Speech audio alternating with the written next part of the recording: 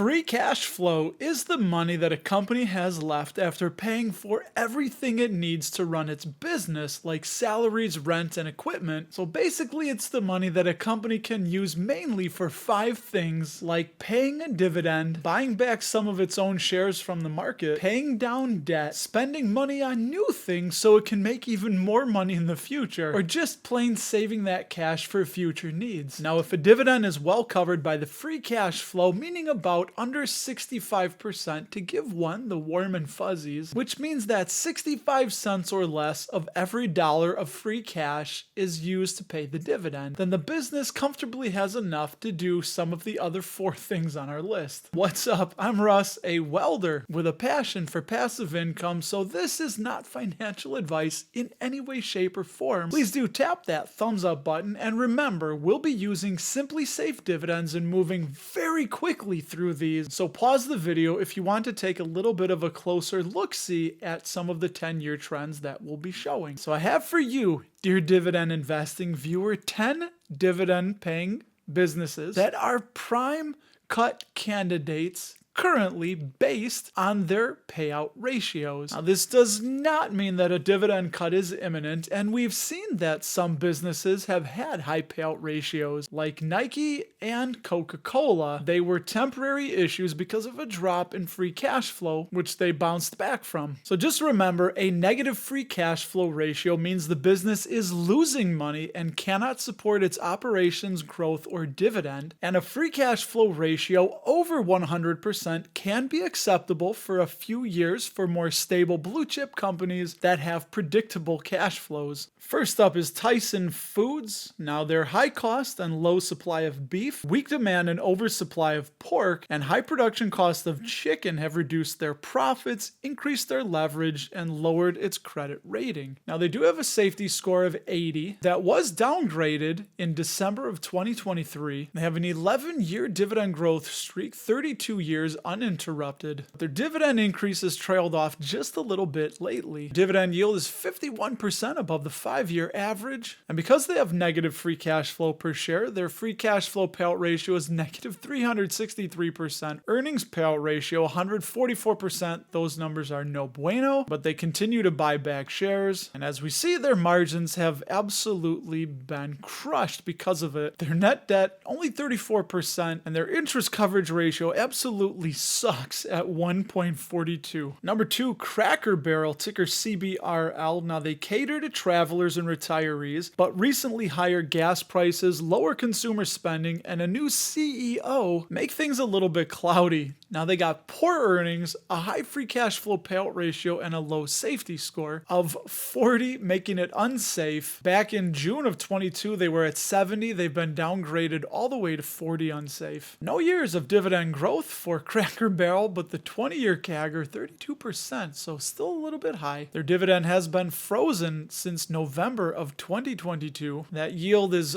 way high. It's 63% above the 5-year average. And there it is, free cash flow payout ratio 113%, 22. Last 12 months 109%. They expect it to come down. Earnings payout ratio is 104%. So these are unsustainable, and they got to get that down, or else I do believe a dividend cut is coming. They are still buying back shares. Return on equity not too bad at 18% the last 12 months. The rest of their margins are a little bit small. 73% net debt though, so it's a little bit higher than it normally has been. And a 665 ICR. Remember, that means they have $6.65 of operating income to cover every $1 of interest on their debt. And in the third spot, Leggett Platt, ticker LEG. Now, they're facing a decline in bedding demand, which is about 40% of their net sales, which is dropping its profitability margins, dividend safety, and credit rating. They also plan on restructuring their operations and reducing their costs, which is putting a lot of pressure on the stock price, which is why they have an accidental high yield of 8.05% and a safety score of 50, borderline safe. We do own Leggett Platt. 100 shares were down 34% on this dividend king. They were at 70 safe in May of 22, and currently January 2024 finds us at 50, borderline safe. Again, they are dividend king, 51 years dividend growth, growth streak. For the last several years, they've been raising that dividend about 2 cents a year, but that yield is just a ridiculous 89% above the 5-year average. And while they do have pressure, I want to point out that their earnings payout ratio looks really high, but the free cash flow payout ratio, which was 137%, has been coming down. So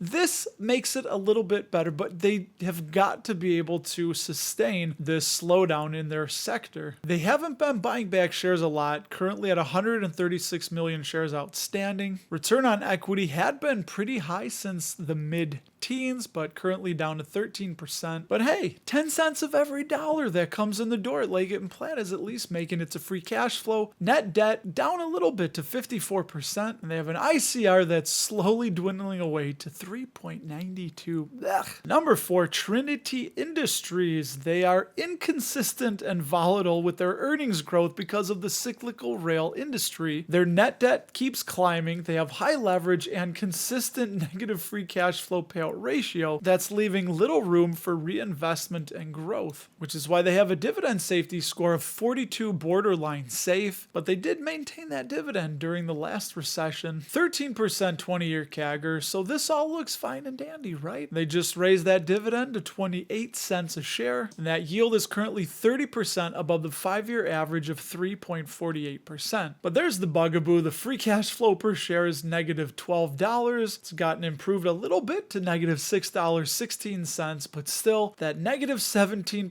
payout ratio is no bueno. It's going to be about 286%. It's going in the right direction, but still, that's not sustainable in the long run, and they've got to turn things around, or else that dividend's probably going to get cut. Trinity does continue to buy back lots of shares. Their margins are not very good as of late, as you can see, and their net debt has been just climbing in the wrong direction, and that ICR has historically been low, but yeah. Blech. Number 5, Hasbro, ticker HAS. Now, Hasbro has had declining toy sales, rising costs, and their dividend coverage is weak. Hasbro sold its E1 film and TV business to Lionsgate for $550 million, of which $400 million will pay off over 10% of Hasbro's debt, so they can focus on their core brands and their own entertainment intellectual property, and SimpliSafe gives them a safety score of 50.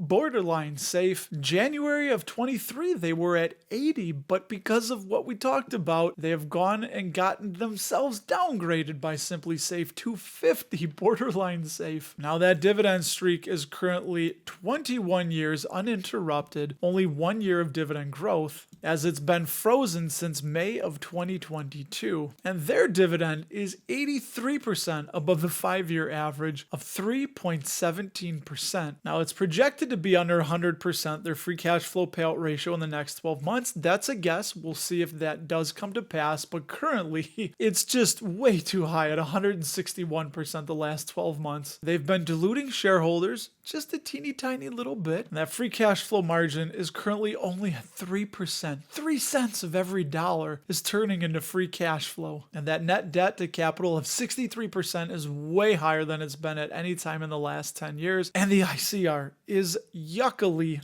low. Numero 6, Omega Healthcare Investors, ticker OHI. More and more of their tenants are struggling to pay rent, which has weakened their dividend coverage. And last year there was talk of cutting the dividend 20 to 30% to preserve its balance sheet. Things don't seem to have gotten worse, but they also don't seem to have gotten much better, which is why they have a dividend safety, a score of a 40, which is unsafe, a yield of 9%. They were at 46, borderline safe in 2020, and they are currently at 40 now, so just a few points downgrade by SimpliSafe dividends. No year's dividend growth, so that's been frozen, although it's been uninterrupted for 19 years. Currently see it's at 67 cents per share per quarter. It's been frozen there for a few years, but it is almost in line. It's about 7% above the 5-year average of 8.41%. So they do have a traditionally high yield. So for REITs, we want to look at AFFO, the adjusted funds from operations, and that's too high. That is going in the wrong direction. It is at 100% the last 12 months and projected to be higher. That can't be that high. If it's over 100%, that's the danger zone. So look out for Omega Healthcare investors. Remember, for REITs, it's not that bad if they dilute shareholders. That's how they raise money, because they have to pay so much out in the form of a dividend. But you want to see the sales also rising and the AFFO per share, which they have not. They've actually been falling. And as we look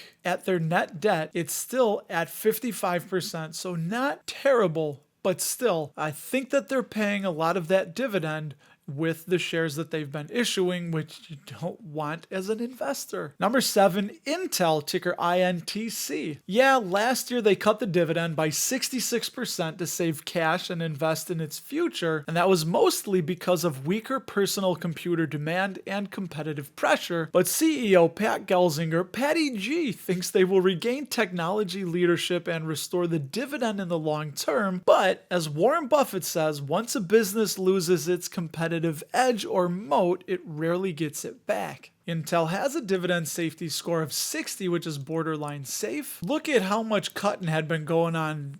October of 2020, they had a dividend safety score of very safe 96. And then just a few years later, it's down to 60, borderline safe after that dividend cut. So not everything is always predictable, as we see with Simply Safe dividends. They had really nice dividend growth. And there you see that cut all the way down 66%, but currently that yield is 58% below the 5-year average of 2.5%, and their free cash flow payout ratio negative, because they've been negative on their free cash since 2022, and an earnings payout ratio of 163%. A free cash flow payout ratio that's been negative is not sustainable, and that dividend may get cut again if Patty G and the boys can't right things, and we see they did dilute shareholders ever so slightly in the last 12 months. Their margins had been nice, and they've just fallen off the face of the earth, and their net debt is at 19%, so it's creeped up a little bit, and you can't keep doing this with an interest coverage ratio that's currently negative $2.74 of operating income to cover every $1 of interest on the debt. That is no bueno. Number 8, Telus, ticker TU. Now, this Canadian telecom has strong customer retention, but as a telecom, they will always face regulatory and competition risks. Plus, it's in a very capital-intensive industry, which can reduce free cash flow and increase leverage. But they do have a safety score of 72, so they think that their dividend is safe. They've had 19 years of dividend growth, 20 years uninterrupted, and they do increase that dividend quite regularly. Even though it's quarterly, it looks like twice a year they like to increase it. The yield is 26% above the 5-year average of 4.72%. But here's the weird thing, and I'm not that familiar with Telus, but their free cash flow payout ratio has been all over the place, from negative 683% to 4,109%. It's been all over, so that doesn't worry me. But if you look back to 2013, their earnings payout ratio has been pretty stable up until 2019, when it jumped to 111%. Now we're at 151%. So that's what would make me a little bit concerned about Telus's dividend. And I don't like it that they're continuing to dilute shareholders up to 1.45 billion when they were at 1.20 billion in 2019. Their margins have been compressing the ROE, the ROIC, and their net debt really doesn't go anywhere. It's kind of been in the low 60% range, but their ICR, not a lot of wiggle room with 2.46, which is clearly the lowest it's been in the last 10 years. So if you're a Canadian, I'd love to know and get some color from you on Telus. Number 9, Texas Instruments, ticker TXN. Now this is a strong business, but exposure to supply chain disruptions, past chip shortages, competition, and capital-intensive investments in new technologies could erode their free cash flow, revenue, and dividend coverage. Now, you may be surprised to see them on this list when they have a dividend safety of 90, very safe. They've paid uninterrupted dividends since 1962. They have 19 years of dividend growth, 61 years of uninterrupted dividends, and they last raised it in the fall of 2023. Their dividend yield is about 8% above the 5-year average. But here's the interesting thing. They've had historically a low free cash flow payout ratio, but it's slowly been creeping up. And then the last 12 months, 273%. Now, understand that they're making investments and doing things, but that brought their free cash flow to not be able to cover the dividends. So it is a concern. I think they'll be okay. But hey, it's just something we should be aware of as investors. Their sales growth has been negative the last 12 months, but they keep buying back shares down to 916 million. Just stupidly high margins still. They're probably going to be okay, but I had to put them on the list because of that free cash flow payout ratio that's just way too high. And we would expect that free cash flow margin, which had been in the 30% and as high as 41%, will eventually revert to the mean. And they have low net debt, which just jumped up to 12%, but that interest coverage ratio, there you go, $24.60 to cover every $1 of interest on their debt. No problem with TXN, but hey, we gotta put them on the list. Last, we have Southwest Airlines, ticker LUV, and their dividend could face pressure from the increasing competition, higher capital expenses, and lower sales growth rates compared to their peers in the airline industry. And Southwest might also have to lower its prices to attract more customers, which means earning less money. And they might also have to buy more new planes, which will cost even more money. But they still have a dividend safety score of 60, borderline safe. Understandably so, they cut the dividend during the pandemic of 2020, although they have started growing it once again, where it's been frozen though at 18 cents per share per quarter. Their dividend yield is 28% above the 5-year average of 1.88%. And this is the bad part. Their free cash flow payout ratio has been negative almost all the time since 2020. Again, we understand, but doesn't matter. You can't have a negative free cash flow payout ratio for many, many years. It's just a matter of time before they have to do something like cut that dividend again. And it's projected to get worse. Free cash flow per share negative $1.48. They're projecting negative $6.10.